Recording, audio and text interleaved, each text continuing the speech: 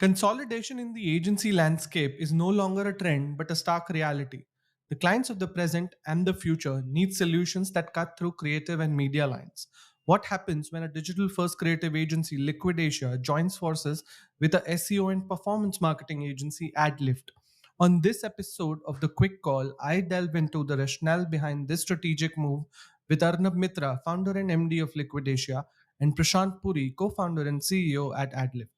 Welcome to the Quick Call, Arnab and Prashant. It's a pleasure to have you on board to discuss one of the major developments in the Indian advertising and marketing ecosystem, Liqvd's acquisition of AdLift. I'll jump right in. Tell us why this acquisition happened in the first place and how it all started. Yeah, Prashant, you want to take the lead? Happy to. So yeah, I mean, definitely big news. Arnab and I, obviously we've known each other for years now, but a year ago we started, talking about agency war stories, right? Like how to work with brands effectively. What are some of the big pain points? And something that both of us came up with unanimously was you don't have a one size fits all agency currently, but that is a brand's need. And when I say a one size fits all, I mean not a jack of all trades, but a master of all verticals. So we've got Liqvd, which is a award-winning, massive creative agency. We've got AdLift, which is a performance SEO agency, right? So the need of actually having a one-stop shop that does all verticals of digital is currently missing. You do have group companies, but then again, within the group company ecosystem, you basically have jack of all trades and master of none. Like you would hear agencies saying that they do all verticals and they provide all solutions, but that's far from the truth. And that's essentially the pain point that we're looking to solve with this acquisition is that we are an SEO first performance agency. We've been around for over 12 years. We've got a global Rolodex of clients that we've been working with, the likes of Shopify, Airbnb, Walmart, Schneider Electric, Bosch and Lomb. The Rolodex goes on and on. Arnab and his creative power is unmatched. So now we have a one-stop shop solution for any brand that says, hey, I want to work with the best across these verticals. I don't want to hire two different agencies. I want one group to work with, but I want work to be, grade A level. Yeah. If I can just add to that, Hitesh, typically clients want their agency to solve a problem. And solutions are never solutions. I mean, they're not never services. They're actually often ideas, right? And we position ourselves as the ideas company for the digital world.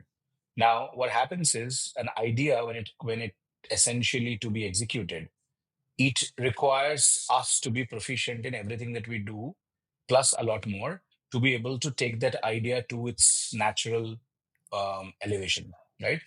To the elevation that it solves the problem and does more for the brands.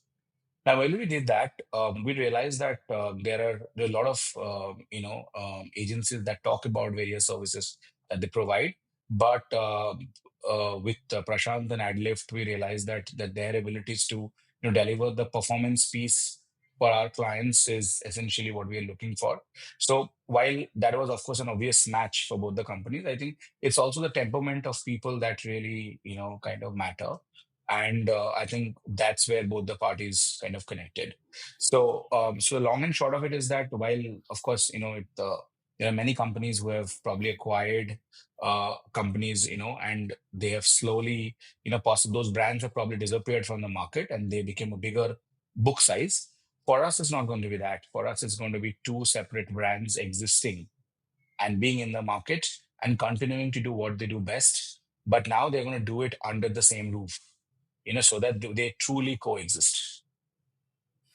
Right. So I really like the way you both of you put this together, and even the release that came out. I like the graphic that was LA and AL, which like Mhm. sort of mirroring or complementing each other in some sense. It might sound like a cliche question. It's not a dating or a relationship podcast, but who made the first move in this case? I think it's the whiskey in the bar, Okay. right? That's what made the first move. And I think there were two entrepreneurs who were dipping their grief into glasses, telling that we need to do something more than what is, what everybody else is doing and what we are individually doing as well. And that's really where the conversation started, and it seemed, like, almost too good to be true with the coupling that has happened right now, between both the parties.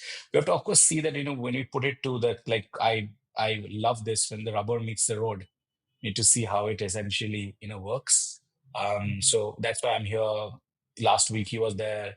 The entire idea is to now the teams to start jamming with each other and see if this, truly is such a great fix the way we see it. And un- unfortunately or fortunately, we have to see it that way and now make it happen, right? So that's where it is. If you had to pinpoint one of the factors that made you come to the decision that this acquisition has to happen and this integration has to happen, what would that factor be? I think it is just because it's Liquidation is LA and AdLift is AL. I think we just stuck to that. No, that's the serious answer. So Yeah. you are complementing each Arnab, other. Arnab Yeah. had this at the bar. He was like, "You are AL, I am LA. So Correct. if to create one creative, what do we need to do?" So I said, "You need to Right. Yeah. acquire the other company." So that's the so just to create that creative, Arnab has Correct. Yeah. acquired AdLift. Oh. That's all. So this is like one Yeah. of those creative ideas that went that far that it had to be like an Yeah. Correct. acquisition. Yeah, and it turned out to be a very expensive decision. Trust me, it is. And how Yeah. expensive this is? So, to coming to numbers, I mean, how expensive is this acquisition, and what is it that you are planning to build with this big an investment? Uh, okay, so I think our acquisition numbers are out and we've kind of, officially published it. So Mhm. there's nothing new to add over there. I'll tell you what nobody has so far asked us, that, what is the plan of action going forward? I think that's where the interest is. Um, See, Liquidation is 12 years old, AdLift is 12 years old. Um, quite honestly, our book sizes are pretty much same. Okay. Okay. Like, put together, both the companies would somewhere do about 100 crore of business, right? And we understand that there are lot of other companies who have probably reached a bigger level of revenue. But if you look at their bottom line, it's significantly lower than ours. Why? Because we have not really gone out and taken risk, or we have not really, you know, um, kind of cut cheaper deals with brands, etc. Because both the teams are extremely good at what they do, and they found value in what they have done. But having said that, we also realize that that's a game that we would love to play. So in the future, the entity that's together, right, LA cross AL or AL cross LA, we want to look at it. It's going to be one, big, powerful, sized agency. Like, put together, we're about 250 people right now, right? That should be able to pull off a lot more might than what we have individually been able to do, and that confidence in itself will also be instilled in our brands, and a lot of other brands who we could have worked with but we didn't, because we didn't want to, like, really really kind of democratize our pricing more than what we would like to, right? So I think with this prowess we would not really have to lower our pricing, but we'll also be able to do a lot more, than what we have done. Having said that, we also have plans to, learn from what AdLift has been able to do in the US market, and some of our learning when we did try with Singapore, to be able to create a few more niche markets which are going to be, significantly, built in the future. So in the next 3 years' time, we are expecting to be able to be present in at least 10 odd markets, other than the markets that we're already in, which is US and India, right? So 8 odd new markets is what we would like to touch upon. And the model is going to be pretty much similar, that, we are going to look for local partners who we vibe with. And if that gels well, we bring in what we are good at, and we identify somebody who's good at something else more than what we have. And yeah, and that's the growth story we would like to, talk about. Interesting. So, I get that you would now be having a wider range of services to offer to your existing clients, and probably whenever you go to newer clients, you would have like a powerhouse of services to offer. Do you think you'd be able to charge a premium on the retainer you're charging for each of these services, or you're likely to bundle and sell them at a slightly lower cost? I know, but with this integration, you're adding more value with key services under one umbrella. Yeah, I think it's exactly that because there is no way there is any lower. We need to lower any pricing for a simple reason being we are good at what we do. They are best at what they do. And therefore, when the client is getting both of these companies, there's no way that the price is going to come down. I think what we are selling is the convenience and the entire strategic edge that you get with, one point of contact where you don't have to really brief two separate people and tell them what is to be done, and because they're already doing it and bringing to you.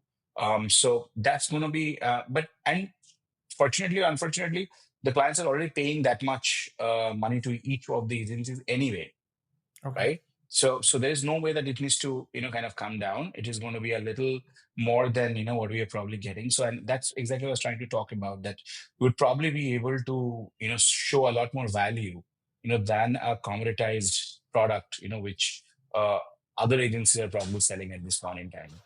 See, there's an issue here, right, Hitesh, which is basically today there are brands that are working with multiple agencies, and those multiple agencies are not, for a lack of a better word, incentivized to really understand what's happening at the other agency. For instance, the performance agency is working with a creative agency. Creatives are coming in, going to the performance, being uploaded on Meta ecosystem, Google, a report is being sent. Now, the performance agency is not picking up the phone with the creative agency and saying the performance of this ad click through rate was so good, this wasn't so good, let's double down on it. That entire conversation, if at all, is happening at the brand level. And that conversation is not being seeped to the at the agency level very effectively because there's no incentive to do that. Now, with this partnership, with this acquisition, there's complete incentive, and that's where Arnab mentioned we'll show value. So, from a cost perspective, I think very soon the question that will come to us is how can we do a lot more with you guys, because this is actually worked out well. We have two teams talking to each other, working on ROI, working on performance overall, both on the creative as well as the SEO and the performance side. So how do we double down on that? That's essentially the conversations we are going to be having with our brands very soon. I like the And proposition. prospective clients.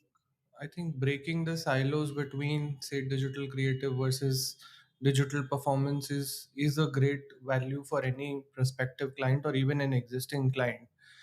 And like in your growth plans, Arnab, what you were talking about, I want to ask one more question. Uh, of like, say, if you had to divide this business by, like, what percent of business are you targeting which is only digital creative, what percent of it is only SEO slash performance, and what percent of it is this full service, this new integration that both of you all have cracked? Yeah, so I mean, the way you look at it, it's we want to become a 400% company, right? So we are already doing 100% creative that we can. They're doing 100% SEO performance already. We want to just double this completely to become a 400% company because I feel that with and not just the Fuse team, so as to say, I think it's also learning from each other's experience. Like I'll give you an example. We were working with one of the top FMCG brands, and we were the creative agency, and one of the very well-known media agency was the media company, right? And we were building performance creative for them. Liquid Asia is a very data-driven creative organization, so we asked for queries, which are very particularly about the creative half-life. Why is this? There's a drip. What is happening? So those kind of questions, and they were not very appreciated. Why? Because the agency felt that threatened that okay, our work is probably questioned by the creative agency, and the creative agency felt threatened that we're not given data. And then we had to go and tell the client that sorry, we can't work like this, and so please continue to work with whoever you think is right. Um, we feel and we envisage that this situation is not going to happen anymore because both the parties are extremely incentivized to make each other shine. And that's something that did not exist, right? Even within the group companies, you essentially have different P&Ls, being run by different people. Here is going to be one P&L that's being run, between me and Prashant and the leadership teams that we have, right? It's just that we have two brands to run. So I am equally incentivized to run AdLift, like the way he is equally incentivized to run, Liquid Asia. And that's exactly what I mean by the Forex impact. Okay. This brings me to another question. Like you mentioned that you're equally incentivized to run AdLift and Prashant is equally incentivized to run Liqvd. What is the ownership structure in this entity now that this acquisition has happened? I mean, I think Prashant can talk about his. I mean, I know the numbers. I think without getting into much more specifics, I think post, the entire acquisition to happen, which is happening over the next 3 to 6 months time, after the entire transfer happens, I think all of us are going to be equally owning the entity so that there is equal ownership of our incentives. got it, got Yep, it. And that's correct. from a talent perspective, like, so what part or what percent of talent would be working together, while what percent would still focus on what they were doing earlier as well? Is there a specific integration team that you have, or like every team works with every other team and it's like a 100% integration or synergy that is going to happen? Yeah, I think everybody works with everybody. I think that's really the essence of what we intend to achieve. Having said that, like at the junior most level, I don't know if things are going to change overnight Mhm. because everybody has got their roles and they have got alignment with a certain kind of brand. So I don't know if that's going to change right in the beginning, but the idea is pretty simple. There's a like our team is sitting out of their office now, their team is sitting out of our office now, and now it's jointly our office, both these offices, right? And we're already scouting for another office in Bangalore, where both parties can, be together. So that's the deep truth of, what we are doing at this point. So then it's just one team, really. It's just Yeah. that we have two specialized brands to run with. Nothing changes on the client side, Hitesh. So everything is Mhm. business as usual. Wherever we've been getting calls from brands that we're doing SEO and performance side that let's talk about Liqvd and let's talk about what Liqvd does on the creative. So that's where we'll bring Liqvd in. Similar conversations will happen at Liqvd's end on SEO and performance, right? So basically using the best of both worlds for existing brands without disrupting or changing anything on the day to day. And then with the new clients and new partners that we'll be onboarding, we'll be basically figuring out which services fit best with the new brand, what would make them win faster, and that's what we would go on the table to them with. So that's the whole plan. And is the, I know it's too early to ask that way, but is this new entity looking to acquire any new agencies as well in the coming times? Yeah, I think it's like we still have to focus on what we have done and kind of figure out our paths together and then discuss the other possibilities. Anything, any other conversation that you would want to highlight in the process of this acquisition that like that's something which would add value to my listeners? Yeah, absolutely. I think and something that Social Samosa does really well. I think content creation is our core interest, for the market. Of course, you guys do it fantastic for the M&A segment overall, but I'm talking about brands that talk to their customers or even business to business for the matter. And there are various kinds, right? We have the top four banks on our payroll. We have the top FMCG companies on our rolls. Now, increasingly what we realize is that nobody is just happy with the basic creative, like, and I'm just calling them basic creative, like the static posts, long 200 words content. People are not happy with it anymore, and they're not, because I think we have all got used to it. We're all done seeing them, just memes. We're done seeing them, right? So we're talking about creating specific innovation labs within the outfits that we have created. In our Bombay office, we've been able to do it already.